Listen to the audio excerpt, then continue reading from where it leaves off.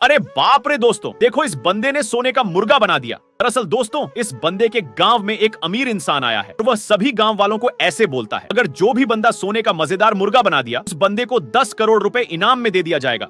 गांव के सभी लोग मना कर देते हैं, भाई हमसे तो सोने का मुर्गा नहीं बन पाएगा। लेकिन ये बंदा हाँ बोल देता है और अपनी बीवी के सोने के जेवर लाकर इनसे सोने का मुर्गा बनाने में लग जाता है। आगे तो ऐसा मुर्गा बन गया कि आप वो देखकर हैरान हो जाएगा। लेकिन वह देखने से पहले हनुमान जी महाराज का नाम लेकर इस वीडियो को एक प्यारा सा लाइक, साथ ही चैनल को सब्सक्राइब और कमेंट बॉक्स में जय श्री राम जरूर लिखना। अंत में आखिर देखो दोस्तों, इस बंदे ने तो कितना मजेदार सोने का मुर्गा बना दिया। ये तो एकदम असली मुर्गा लग रहा है।